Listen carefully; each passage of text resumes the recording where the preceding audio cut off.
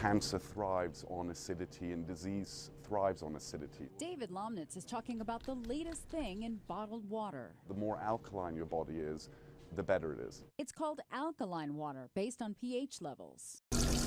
Regular tap water has a pH around 7, but David's water from Iceland Spring. One of our results was 8.88, which we decided sounded like a good number to put on the bottle.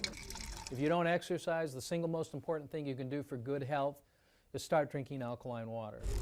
Robert Young literally wrote the book on alkaline water. This product is an activator. He now sells systems that connect to your home water supply to make it alkaline. These devices run around $2,000. Young believes the health benefits outweigh the high cost. They're doing studies right now in Italy showing that alkalizing helps to reduce metastatic cancer. It will help treat cancer, is what you're saying? It will help treat cancer in reducing the spread of that cancer and in keeping it localized.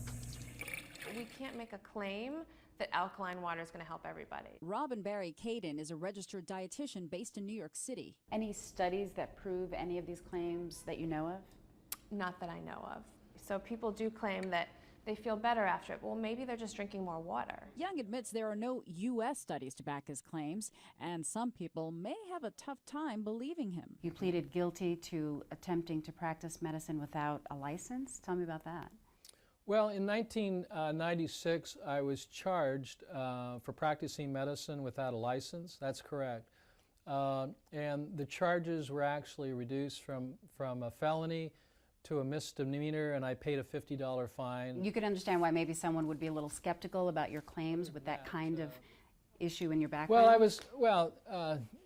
It was more of a recommendation by my attorneys. I was never convicted of anything. We asked the New York City Department of Environmental Protection about alkaline water. A spokesman told us the agency, quote, does not feel that alkalinity supplements contribute any additional benefit, end quote. Neither does Robin Caden. Is the price tag worth the benefit?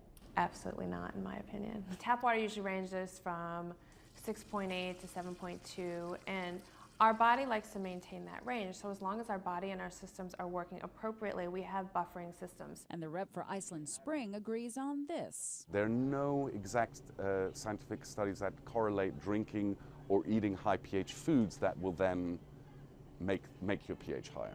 But are there downsides to drinking water with a higher pH? I would advise drink the water that you want, and as long as you're healthy, your body will neutralize it. You are just drinking in natural water, so at the end of the day, there's not too much that can go wrong.